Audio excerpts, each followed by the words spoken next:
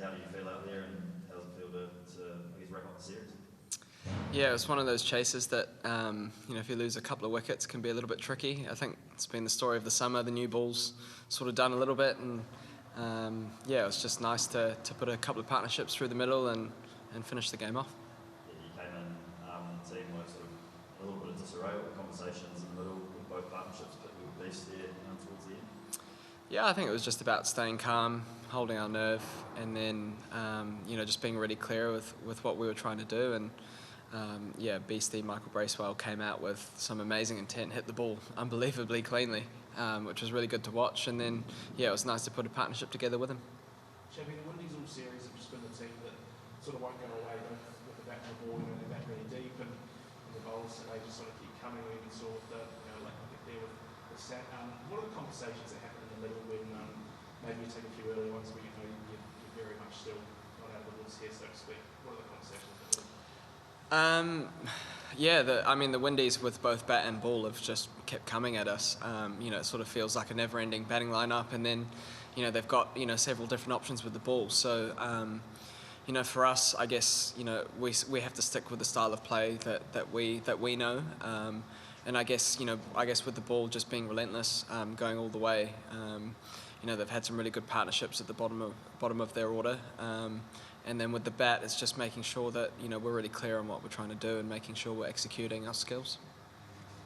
The opportunity for with Daz obviously being injured, he's been in pretty good form. How much have you enjoyed the opportunity to back forward for these last two ODIs and have that opportunity? It's been nice to come in. Obviously played a little bit of the T20s, but nice to get a go in the one days too.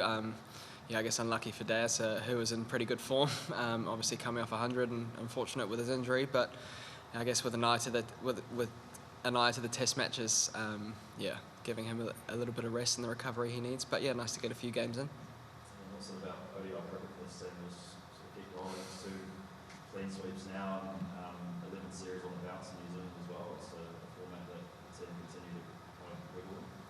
Yeah, I think that there's a lot of guys that have played a lot of one-day cricket, and I think for us we're really clear in the style of play, and I guess for us it's the results sort of take care of themselves if we keep focusing on what we're good at and our strengths. So we've obviously got some world-class players as well. You look at Daryl, who's become number one-day international batter, and obviously Matt Henry is world-class. So. It's been really encouraging to see different guys stepping up at different points in the series too. So it's not always the same guys. Just a word on Kyle Jamieson. How pleasing is it for him? He's been named player of the series for this ODI series, but also just the amount of time he's been able to spend on the park. We both Auckland boys. I'm sure it goes back a wee way. How pleasing is it to see him getting consistent cricket bowling as well as he is?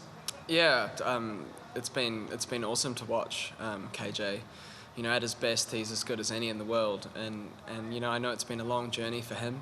It's been a good couple of years to really put some energy and focus into his body, because he's obviously had a couple of back issues, but it's nice to see him playing some consistent cricket, but not only just playing, but doing really well. I think Napier was a classic example of when the conditions suit and he can move the ball, he's as good as any in the world. So I'm really stoked for him to come into this one-day series and take out man of the series.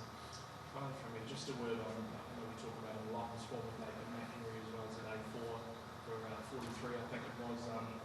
Just seemingly relentless with the ball, very rarely has an off game. What's it like having a guy like that in the attack? Yeah, Henna's is world class.